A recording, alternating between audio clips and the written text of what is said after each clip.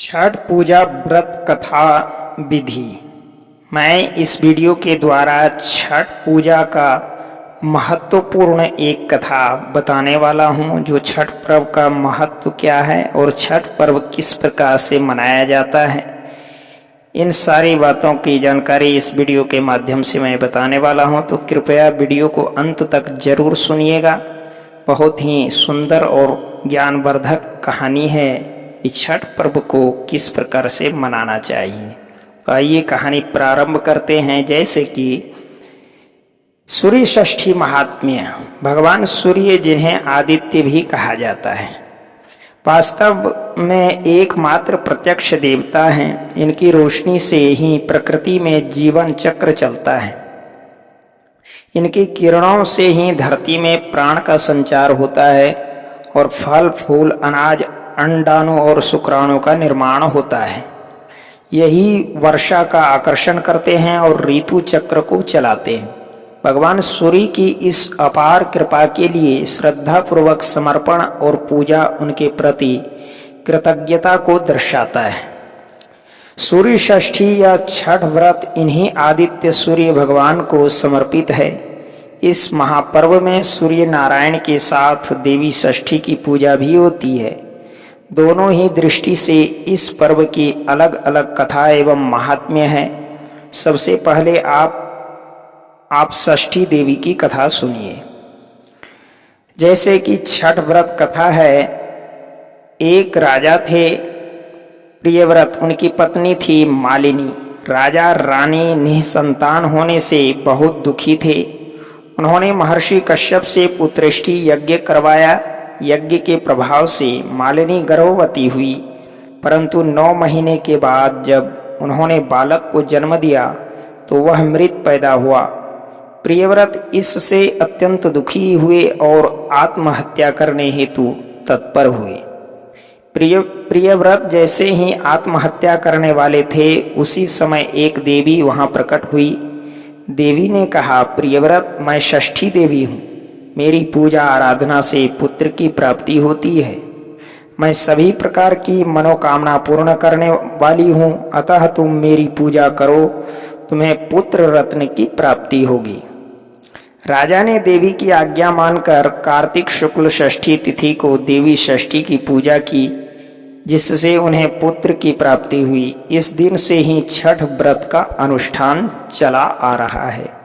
तो प्रिय दर्शकों, छठ व्रत के नाम से यदि आप चैनल पर नए हैं तो कृपया चैनल को सब्सक्राइब करें, वीडियो को लाइक करें और बेल आइकॉन दबाकर आने वाले वीडियो का नोटिफिकेशन भी जरूर प्राप्त करें। तो आइए आगे कथा है। एक अन्य मान्यता के अनुसार भगवान श्री रामचंद्र जी जब अयोध्या लौट कर आए, तब राज तिलक के पश्चात उन्होंने माता सीता के साथ कार्तिक शुक्ल षष्ठी तिथि को सूर्य देवता की व्रतोपवास की और उस दिन से जन सामान्य में यह पर्व मान्य हो गया और दिनानुदिन इस त्योहार की महत्ता बढ़ती गई।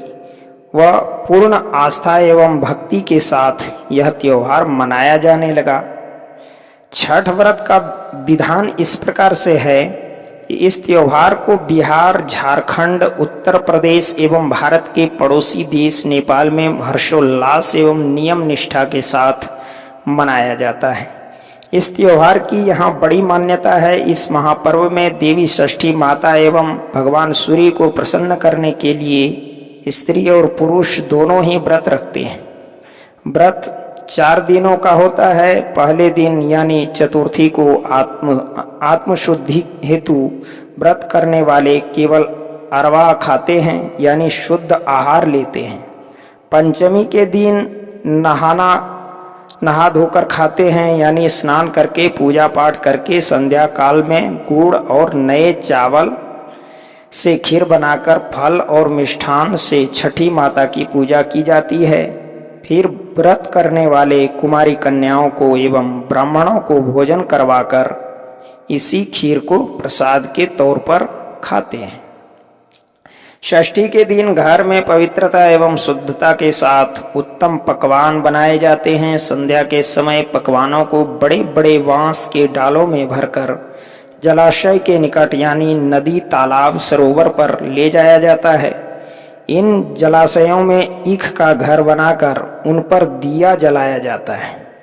व्रत करने वाले जल में स्नान कर इन डालों को उठाकर डूबते सूर्य एवं षष्ठी माता को अर्घ्य देते हैं। सूर्यास्त के पश्चात लोग अपने अपने घर वापस आ जाते हैं। रात भर जागरण किया जाता है। सप्तमी के दिन सुबह ब्रह्म मुहूर्त में पुनः संध्या काल की तरह डालों में पकवान, नारियल, केला, मिठाई भरकर नदी तट पर लोग जमा होते हैं। व्रत करने वाले सुबह के समय उगते सूर्य को अर्घ्य देते हैं। अंकुरित चना हाथ में लेकर षष्ठी व्रत की कथा कही और सुनी जाती है।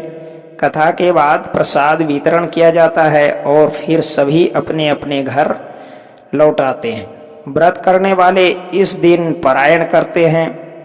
इस पर्व के विषय में मान्यता यह है कि जो भी षष्ठी माता और सूर्य देव से इस दिन मांगा जाता है वह मुराद पूरी होती है। इस अवसर पर मुराद पूरी होने पर बहुत से लोग सूर्य देव को दंडवत प्रणाम करते हैं।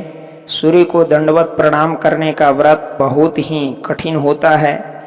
लोग अपने घर में कुल देवी या देवता को प्रणाम कर नदी तट तक दंड देते हुए जाते हैं। दंड की प्रक्रिया इस प्रकार से है। पहले सीधे खड़े होकर सूर्य देव को प्रणाम किया जाता है। फिर पेट की ओर से जमीन पर लेटकर दाहिने हाथ से जमीन पर एक रेखा खींची जाती है। यही प्रक्रिया नदी तट तक पहुँचने तक बार बार दोहराई जाती है। तो प्रिय दर्शकों, छठ माता के नाम से आप वीडियो को लाइक और चैनल को सब्सक्राइब जरूर करें। मिलते हैं अगली वीडियो में, तब तक के लिए जय गुरुदेव।